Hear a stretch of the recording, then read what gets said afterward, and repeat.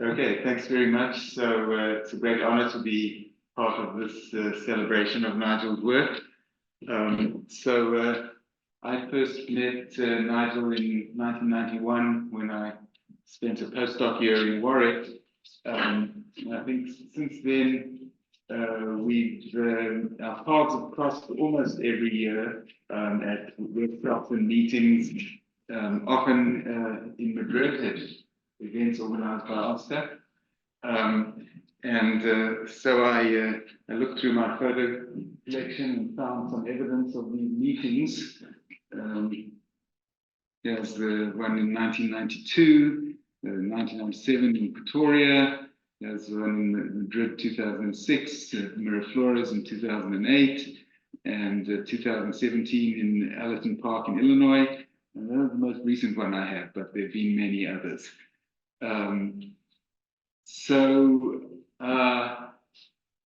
Of course, any celebration of Nigel's work has to feature Higgs bundles very prominently, and indeed in this meeting, there have been many talks about them already. I'm going to concentrate on one particular aspect, and chosen partly because it's an aspect that I've done some work on, but you'll see that virtually on every slide that I'm going to show you, there'll be a direct connection to Nigel's work. It's very appropriate for this meeting. In particular, there's going to be connections to these three foundational papers from two from 1987 and one from 1992. So everything seems to go back to these. This is evidence that we're not the only ones that were greatly influenced by these. I looked up what Google Scholar had to say about the papers, and you can see that these three are in the top 10 most cited of Nigel's papers. In fact, the self-duality paper is the most cited.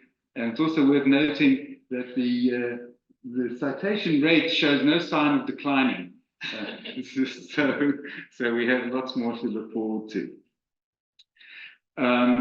Okay, so what I want to tell you about today are how to understand the components of the moduli spaces of G Higgs bundles, I'm calling them, where G is a non-compact real group, and the sigma here is a closed Riemann surface of genus bigger than or equal to 2. The S over there is meant to indicate the underlying real surface, just closed oriented surface, and the distinction between those you'll see will come up every now and then. Probably don't need to say too much about motivation, although I suspect that the modular spaces for the complex groups are more familiar to many than for the real groups, so maybe it's worth saying something. So one of the big points of interest in these modular spaces is the connection to representation varieties, and what we call the non-abelian Hodge correspondence. And this, in Anna's talk yesterday, you got a very nice indication of all the interest in the representation variety side of this.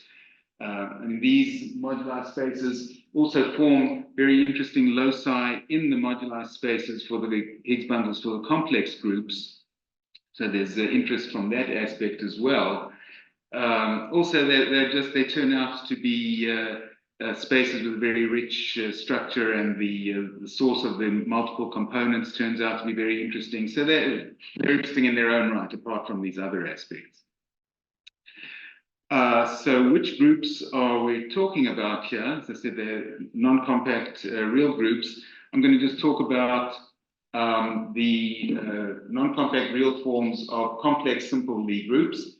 So the Lie algebras are real forms of the complex simple Lie algebras. So here's a table of all of them, all the non-compact real forms, organized in a way that I hope will become clear by the end of the talk. You'll see that these various categories play a role in the story. And of course, I don't expect you to absorb all that on the fly, but there's the complete list of them. some of what I'm going to say now is probably redundant, but it's just sort of, if you like, it's just setting notation. Also, it's giving an indication of how to think about the Higgs bundles associated to real groups rather than complex groups. And Brian has laid some of the groundwork for me very nicely, but we'll go over some of it again.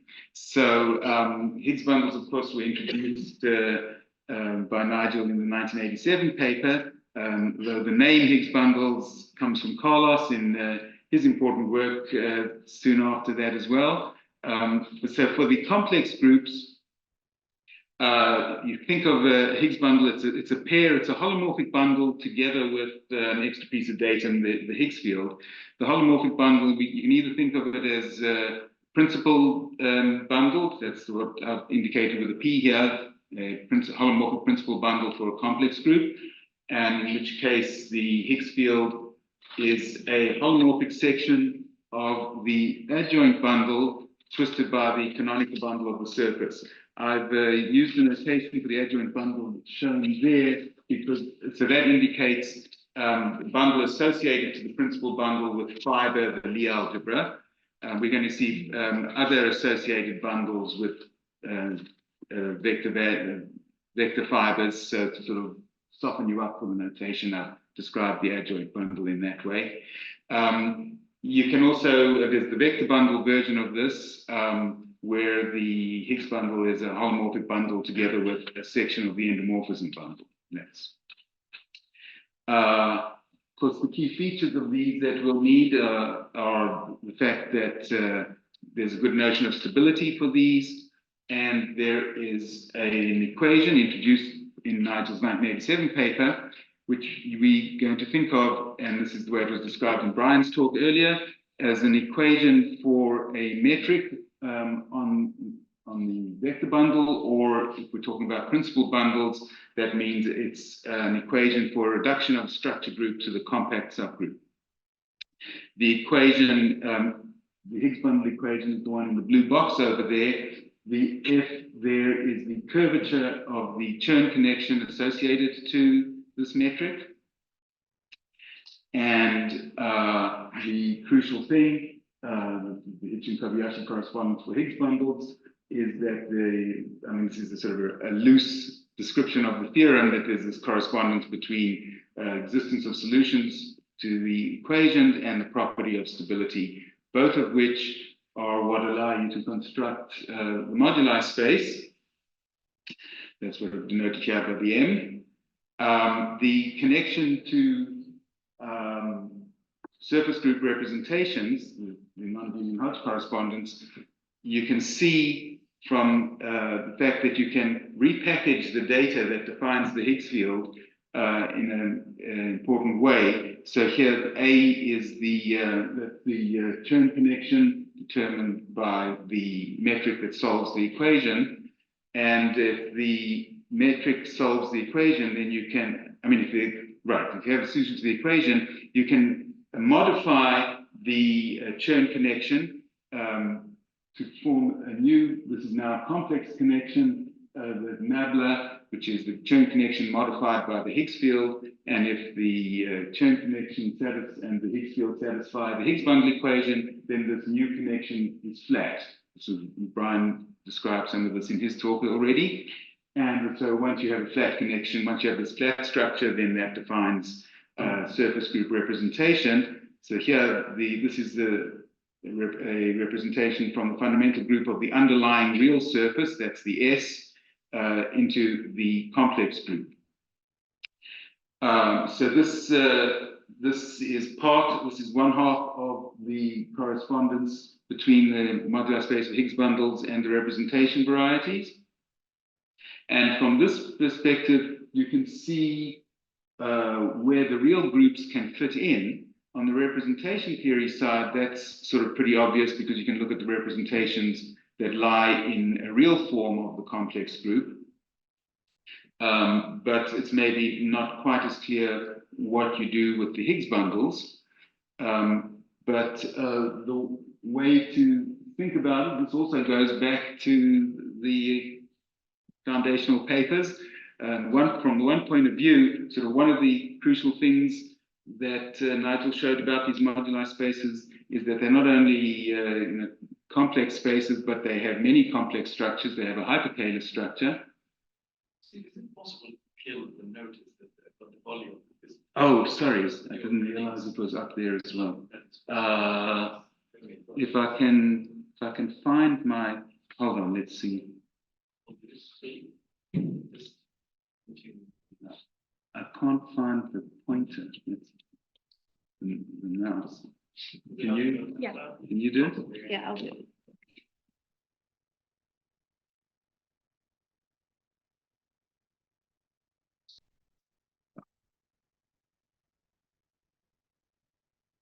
No, it's still there. Oh, no, it's good. Yeah. Okay, better? Yeah. Okay, all right.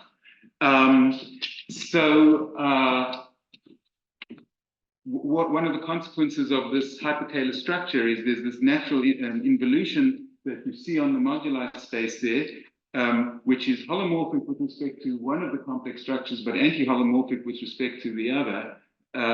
So it finds a real form on the moduli space.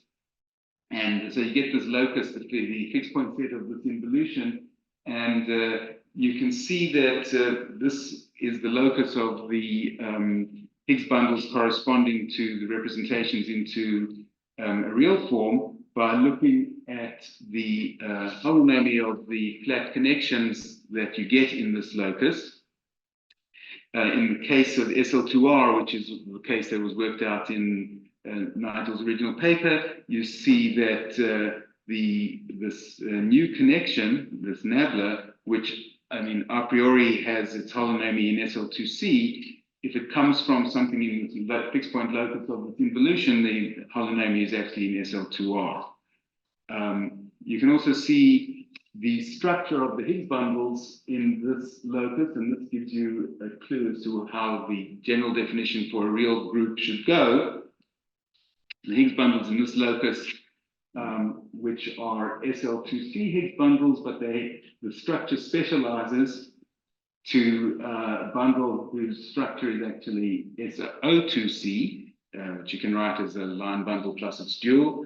And with respect to that way of writing the orthogonal bundle, the Higgs field has a structure of, it's got to be symmetric with respect to the orthogonal structure.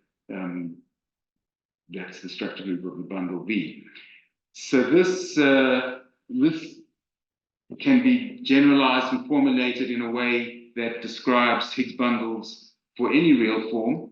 And I think people in the audience can correct me if I'm wrong, but I think that this was first written down in this form in Peter Garton's thesis, this general definition of what a real Higgs bundle should look like. So for a real form G, denoted the maximal compact subgroup of that by H. And so that comes with a maximal compact and a decomposition of the Lie algebra, of Cartan decomposition. The H is the Lie algebra of the maximal compact, and that gives you this decomposition of the complex Lie algebra as well. And so now the objects that are going to correspond to the real Higgs bundles are pairs, again, a holomorphic bundle and a Higgs field, but now the holomorphic bundle is a principal HC bundle. HC is the complexification of the maximal compact of the real form, and the Higgs field has to lie in a particular part of the adjoint bundle where the fiber is the MC. So these are the objects that we're interested in. Their moduli space is this M, and we want to see what we can say about the connected components of these spaces. What time did I start?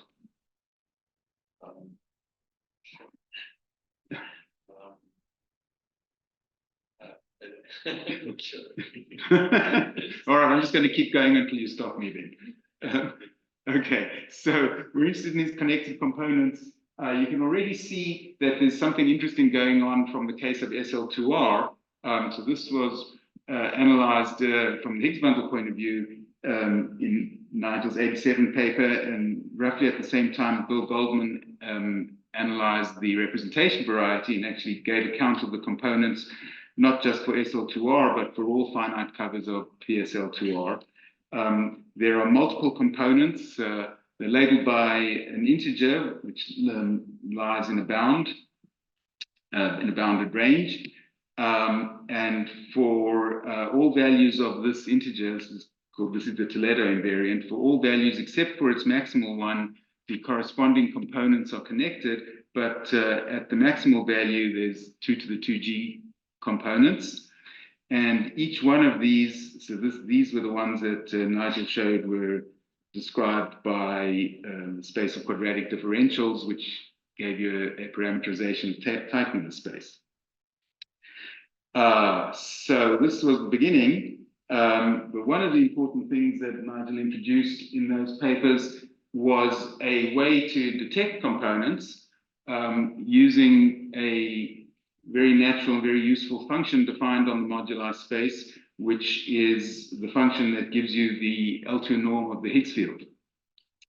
And so the crucial things about this function are, first of all, that this is a proper map, which means that it attains its local minima on all components. So the moduli spaces are not always smooth, so you can't just automatically do Morse theory with this function, but this is at least a proper map, so it does attain its minimum, attain local minima on all components.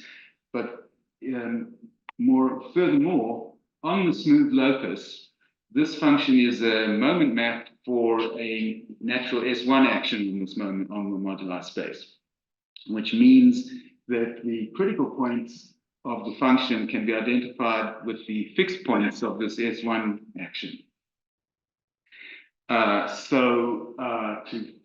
To count components, you can use this to identify local minima and then analyze local minima. The local minima come in 2 sorts. There's local minima where the Higgs field vanishes. That's the value function takes its value 0 there. Obviously, it's a global minimum.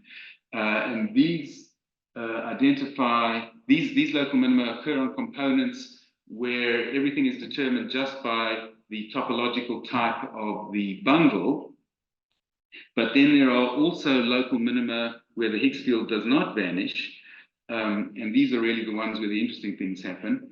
So to count components, you have to identify all the non-trivial local minima. And just to give you an indication of how you can get non-trivial local minima, it's important to remember that this is the S1 action corresponding to this function is on the moduli space. And the moduli space, the points in the moduli space are isomorphism classes of Higgs bundles. So to be a fixed point doesn't mean that the objects themselves have to remain fixed, just their isomorphism class. So and that's where we get some useful leeway. But so to do the component count, you have to identify the local minima and then examine the loci of local minima and hopefully be able to say something about them. And it turns out that there an important aspect is that those loci can themselves be described as moduli spaces of related objects. And that turned out to be very useful. So, this program has been successfully carried out in many cases, not in all cases, but in many. And here's a table of results. So I guess the most important thing on this slide is the archive reference there. If you wanted to go and look up any of the items on the table, that's where you can go and look them up. This is from a survey that I wrote for a volume in honor of Peter Newstead's 80th birthday. Appear there, but so you can see that there are many of the real forms where the component count has actually been done. There are gaps in this table, and we'll come back to that later. But in essentially all of these cases, the method was using the function introduced by Nigel. So the one thing that function doesn't do is, it can help you count the components, but it doesn't tell you really anything about the components.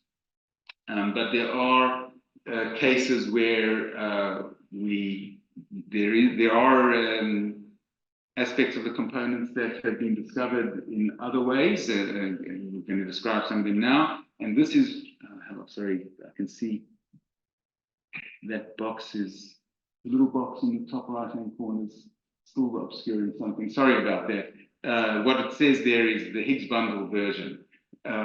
So this is what I'm going to tell you is really the Higgs bundle side of the story that Anna described from the other side of the non-abelian Hodge correspondence yesterday. The story about the special components that you find for various of the real forms. So the first example of this were the components that Nigel described in the case of split real forms. The first one was for SL2R, and this was generalized in the 92 paper to split real forms, to all the split real forms. And this relied on two of the, I should say, two more important pieces of mathematics that Nigel introduced. So the one is the fibration on the modular space for the complex group that gave, this is the fibration that leads to the structure as an integrable system. The other, in order to get the description of these components, was the construction of sections of this fibration. So these were shown to lie in the locus of the Higgs bundles corresponding to the split real form, and gave you a parametrization of components of that modular space. The other, I guess, is chronologically the next case where where turned out there were components with interesting parameterizations was for the groups of Hermitian type. So that means that the symmetric space group divided by its maximal compact are Hermitian symmetric spaces. In those cases, several of the features that we saw in SL2R are generalized. In particular, there's a discrete invariant attached to the Higgs bundles or the representations, the Toledo invariant, and it lies in a bounded range. So you can talk about maximal value for the parameter, and then you can talk about maximal components. The version of these on the representation theory side came up in Anna's talk, but for the Higgs bundles, it turns out that the maximal components in these cases can acquire a sort of specialized description involving a partner group to the original real form you started with, that we called the Cayley partner, and the components become modular spaces, not exactly of G prime Higgs bundles, but of Higgs bundles where the Higgs field is twisted by the square of the canonical bundle rather than just by the canonical bundle. There was a third family of groups where some special parameterization turned out to be possible. These were the real forms of of the special orthogonal group, so the SOPQs.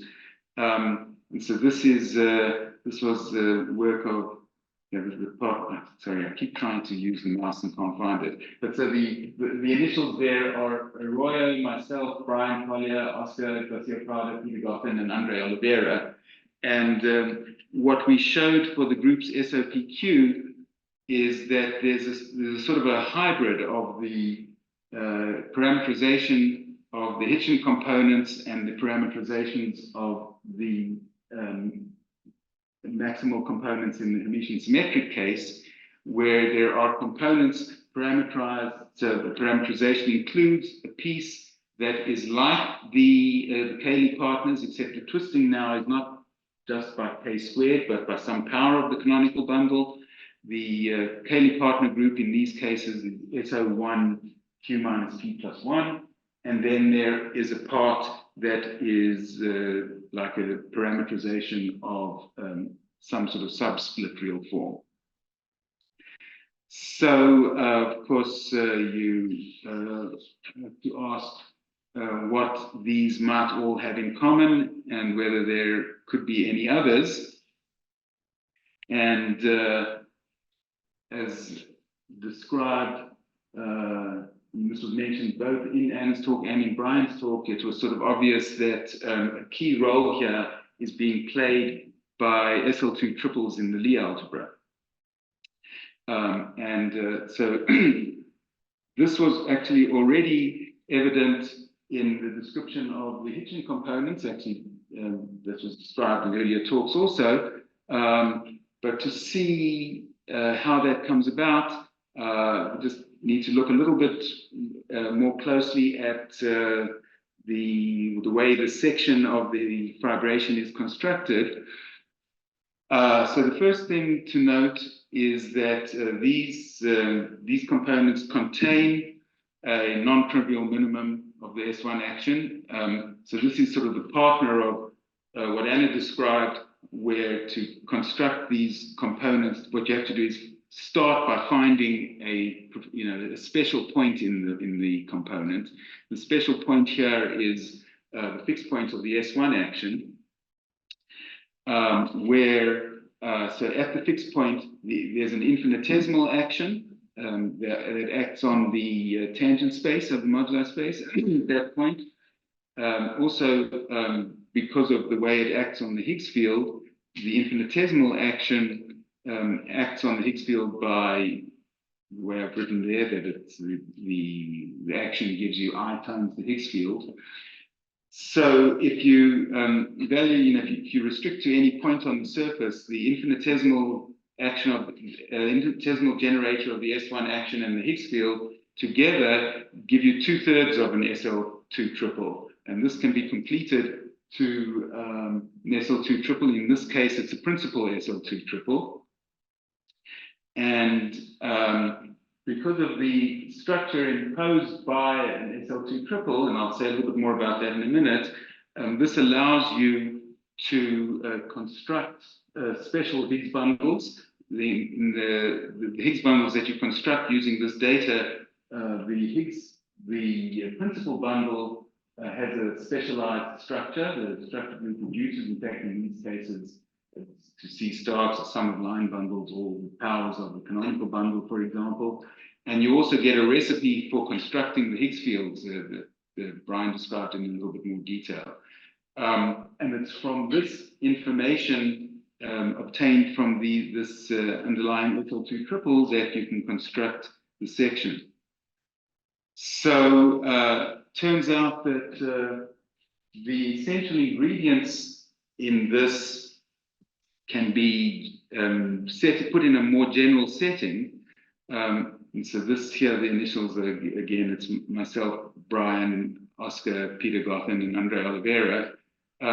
So we generalize the setting of the principal triples to triples that we call magical, because sort of things magically work out when they have these properties.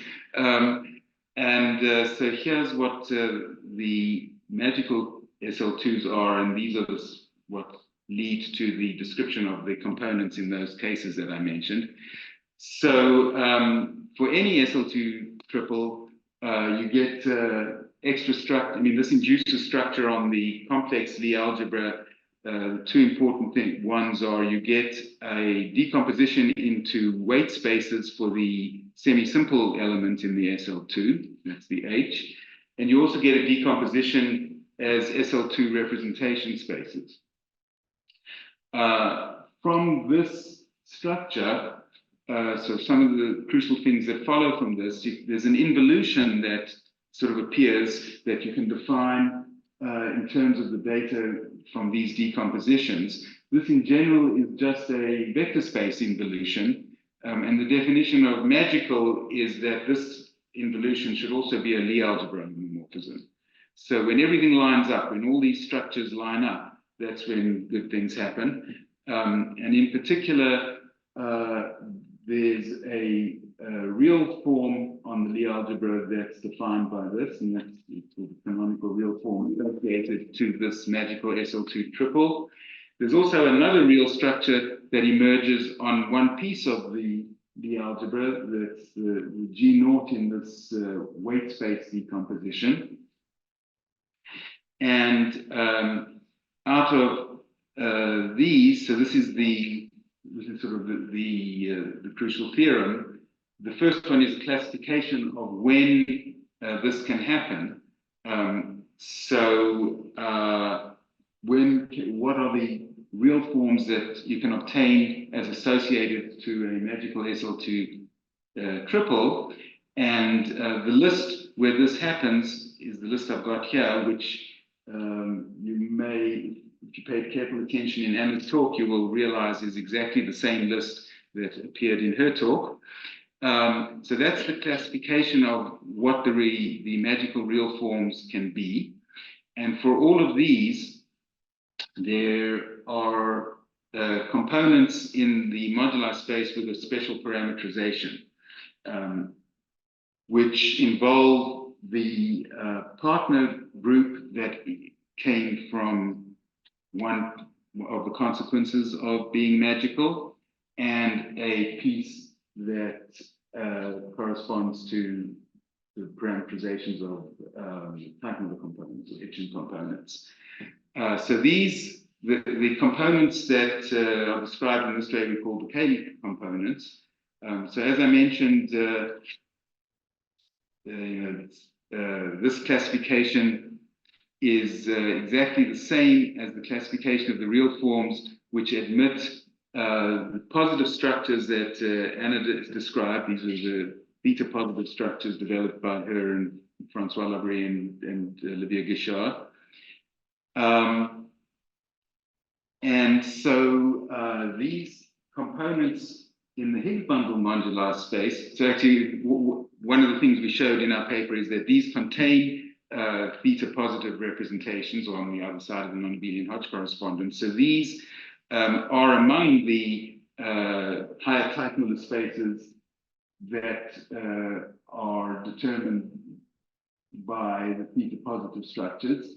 As Anna mentioned, it's not yet fully settled whether there's an exact correspondence, but these are certainly among those. So here's sort of a summary so far of what we've seen. So if you're interested in counting components or identifying components of these modular spaces, so there you can think of them as sort of in these three families. There are the components where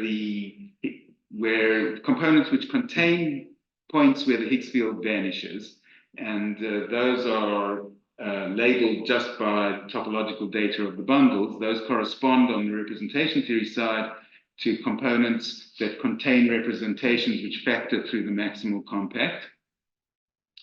There are the components obtained from this parameterization coming from magical SL2 triples. These are called the Cayley components, and at least morally correspond to the theta positive components, or the higher Teichmuller components and the representation variety.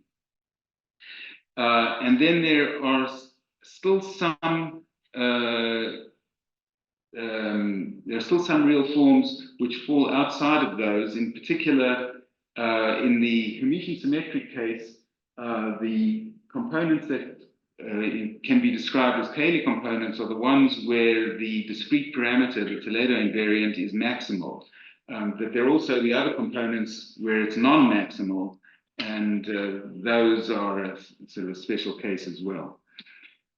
How close to knowing everything about component counts are we? Not quite there yet.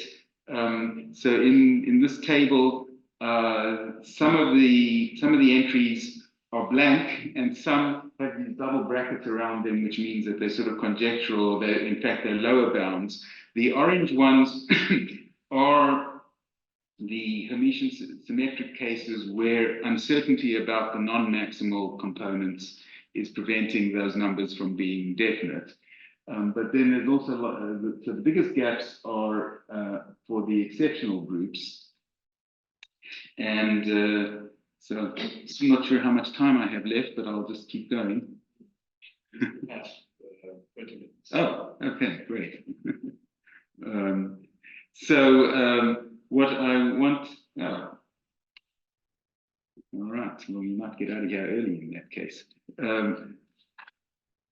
Okay, so what I want to say in the rest of the talk is just talk a little bit about some of the gaps in this table and some progress towards filling in some of the missing numbers. So as I said, there's sort of two big areas where there are gaps. For the non-maximal components, if the group is of Hermitian type, and for the exceptional real forms. I mean, we really expect that there are no surprises, that there are no undiscovered local minima out there, which would mean that there are no undiscovered components, but that's just a conjecture at this point. But so let me describe how you might go about looking for these local minima that don't exist, or showing that they don't exist. So this is easier on the smooth locus of the moduli spaces.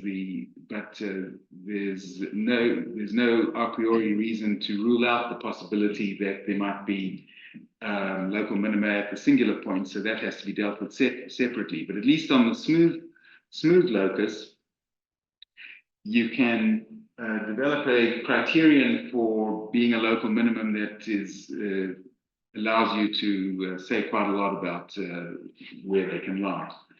And so the crucial thing here is, again, the relation between this function and the S1 action.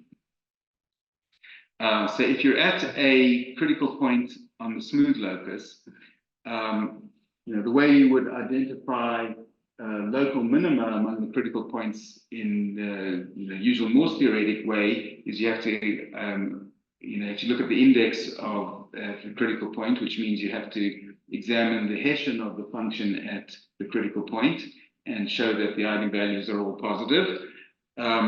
But since this function is the moment map of the S1 action, at this critical point, there's also the infinitesimal generator of the S1 action, which also acts on the tangent space, and in fact gives you a description of the Hessian.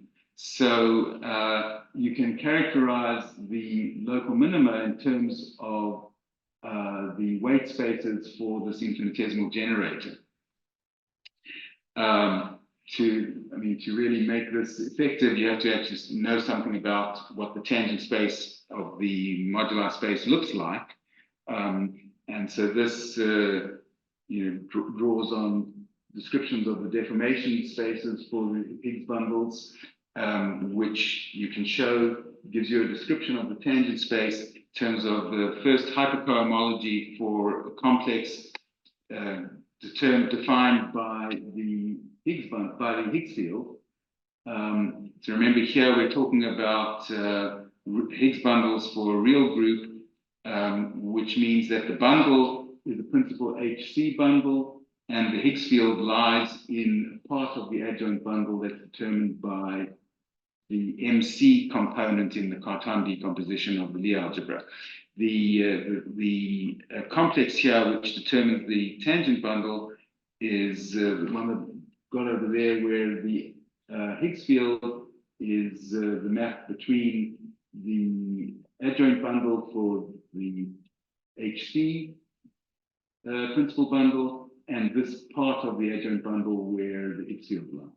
The infinitesimal generator of the S1 action gives you a weight space decomposition of each of these, and so this gives you a decomposition of the tangent space into pieces determined by the weights, and so this allows you to formulate a criterion for a critical point to be a local minimum,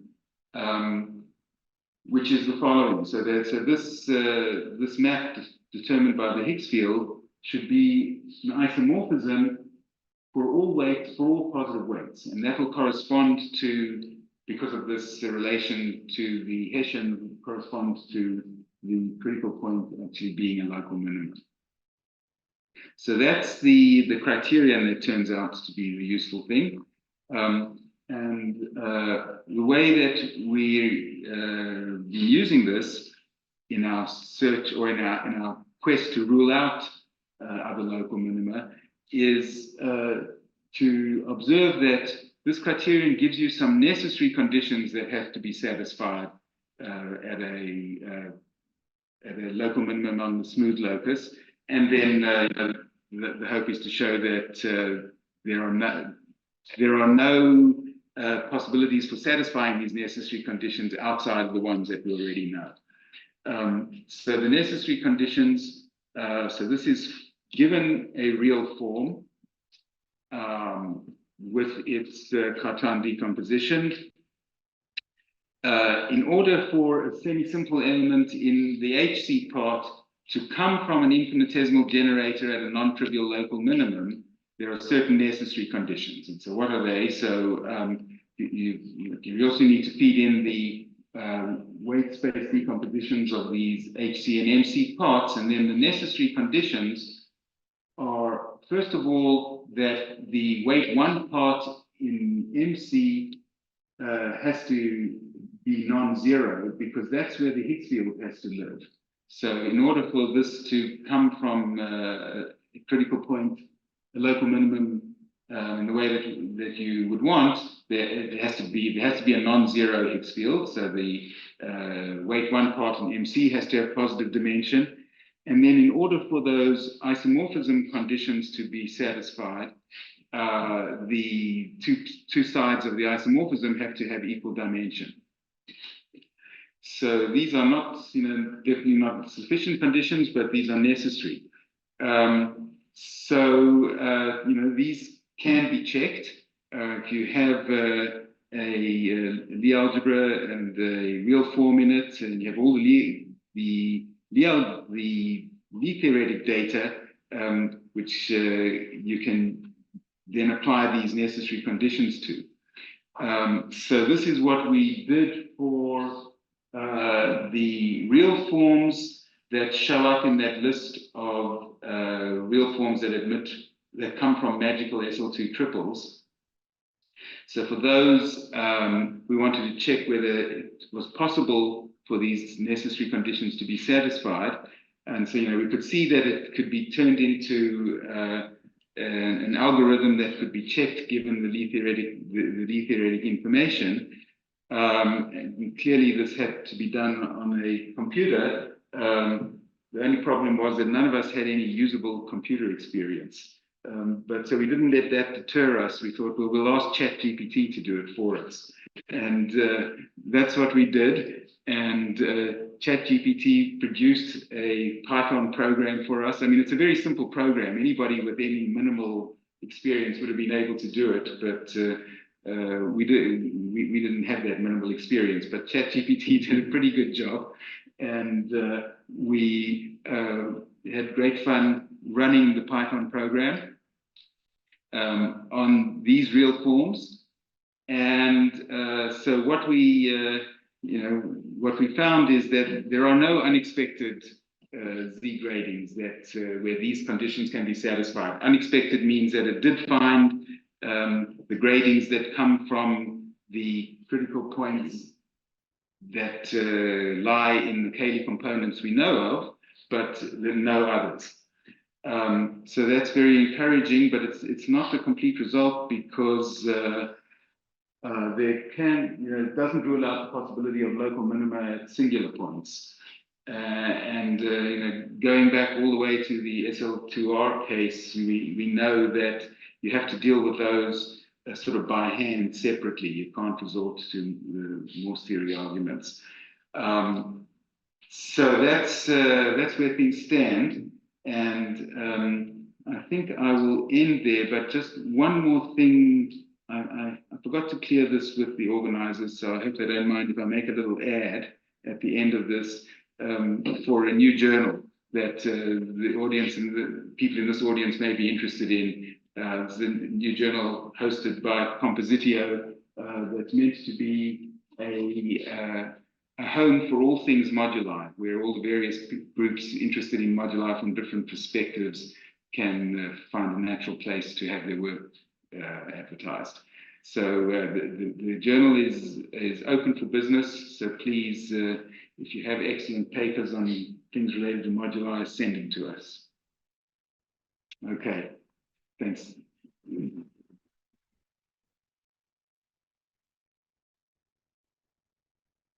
Any questions?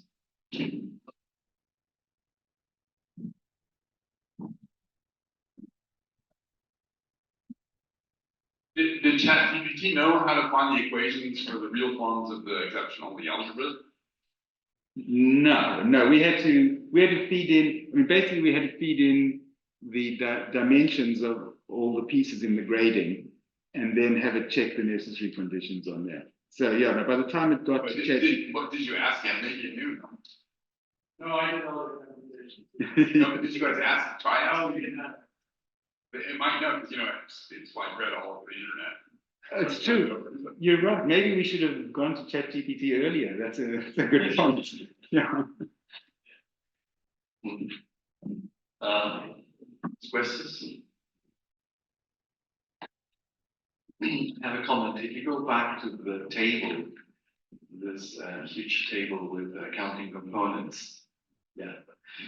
So that has been very nice to give us work for a long time to write papers and ask other people. But do you think that the time has arrived that maybe we should be able to produce a formula that gives actually the number of components?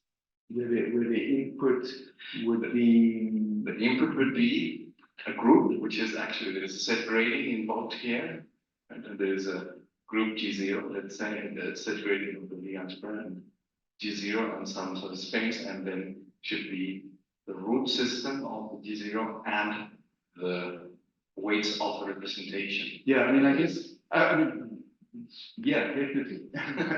but maybe it should just be for the adjoint forms of the algebras.